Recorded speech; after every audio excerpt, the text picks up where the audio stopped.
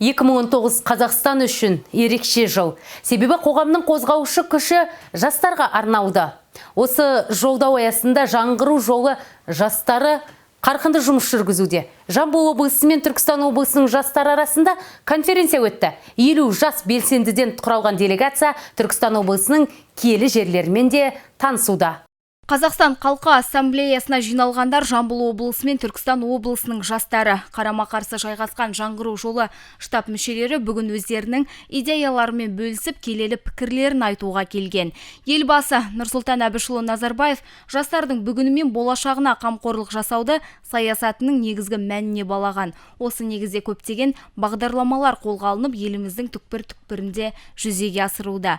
Мәселен, дипломмен ауылға, бизнестің жол картасы. Жұмыспен қамту 2020 әрбір отбасына 7-20-25 бағдарламасы аясында баспана алудың жаңа мүмкіндіктері, жоғары білім алудың қолжетімділігі сынды бағдарламалардың нәтижесін көз көріп, құлақ естіп жүр. Осындай игі бастамаға үлес қосуға келген жаңғыру жолы да жастар арасында бірегейлік пен ынтымақ ұйытқысы, терең тарихты таныту құралы болады деп сенеміз. Құрметті қонақтар, қадірменді жастар, облысымызға қош келдіңіздер. Біріншіден 2019 жыл қазақстандықтар үшін ерекше жыл, өйткені елбасымыз Нұрсұлтан Әбішұлы Назарбаевтың өткен жылғы 5 қазандағы жолдауында оны жастар жылы деп жариялаған болатын.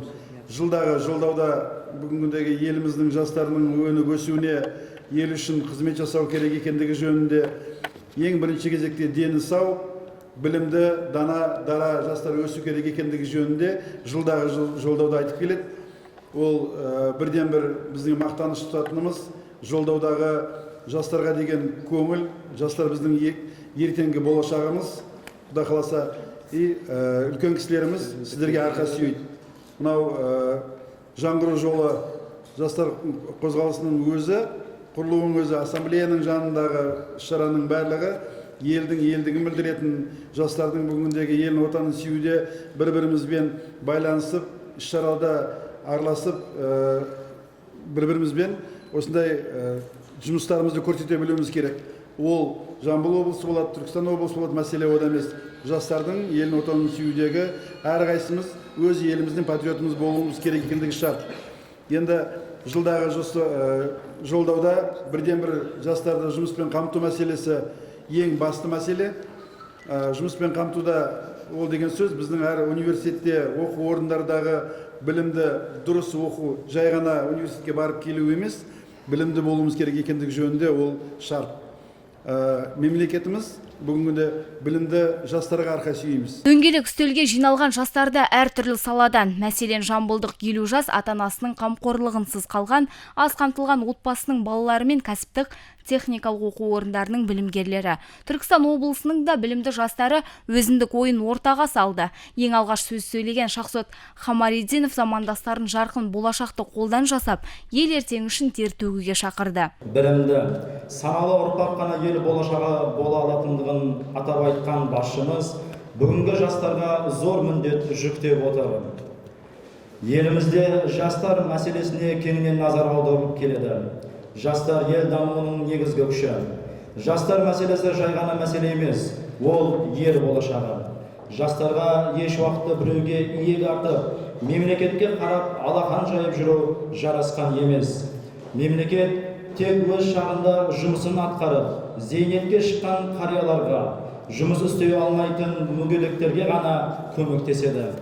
Ал 12 мүшесі сау, ойлай алатын, еңбек ете алатын құршақтай мықты жастар өз еңбектерімен жолын тауып, бала-шағаларын асырап, елінің өркендеуіне еңбек етуі тиіс. Келесі сөз қонақтарда. Жамбылдық Артур Лигастаев қазақ тілінде еркін ойын жеткізді. Бұл әрине туған тілін шұбарлап жүргендерге үлгі. 2 қыркүйекте біздің президентіміз Қасым-Жомарт Тоқаев өз халқына өз жолдауын жолдаған болатын. Ол жолдауда Қазақстан алдағы уақытта қандай салаларда дамитынын және қандай әлеуметтік шаралар және проблемалар шешілетіні туралы айтылған болатын. Тұңғыш президентіміз, яғни елбасымыз Нұрсұлтан Әбішұлы Назарбаев іргетасын өзі қалаған Қазақстан халқы ассамблеясы бүгінгі таңда сенім мен келісімнің алынбас қамалына айналды. Себебі ассамблея қазіргі таңда 140-тан астам ұлттарды бір елде, бір шаңырақтың астында біріктірді деп те айтуға болады. Біздің Жамбыл облысымыздың өзінде 80-ге жуық этнос өкілдер бір-бірімен қоян-қолтық араласа еңбек етіп, бейбіт өмір сүруде. Біз жаңғыру жолы штабы 2018 және 2019 жылдар аралығында өте үлкен және ауқымды жұмыстар өткізген болатынбыз. Және де өз жұмыстарымызды айта беретін болсақ, негізінде өте көп уақытты созбай мен айтқым келетіні Мұхтар Әуезовтің адам мен адамды, халық пен халықты теңестіретін білім деген дана сөзі бар. Жастардың қуаты білімі мен білегінде, бірлігі мен патриоттығында. Осылайша екі жақтан келген жастар сөз алып, арасында хакім Абайдан жыр айтқан жастар да болды. Жалпы ұлттық бірлікке негізделген жиында өзге ұлт өкілдерінің ұлы Абайдың жырын жан толғанысымен жеткізіп жатқанын көргенде көңіл қуанады. Арланып шаттанба, ойнап босқа күліге, бес нәрседен қашық бол, бес нәрсеге асық бол. Адам болам десеңіз, тілеуің өмірің алдыңда, оған қайғы жесеңіз, өсек, өтірік, мақтаншақ, еріншек, бекер мал шашпақ, бес дұшпаның білсеңіз. Екі күнге жоспарланған шара шеңберінде жамбылдық жастарды облысымыздың киелі жерлерін көрсетіп, өлке тарихын таныстыру жоспарланған. Баптың бабы болған Арыстан баб, Қожа Ахмет Яссауи, Рабиға Сұлтан бегім мен Отырар Саурам қалашықтарына қарай жол тартпақ. Сәт сапар. Айғаным Шаймерден қызы, Ағабек Қазанбай, Айғақ қоғамдық телеарнасы.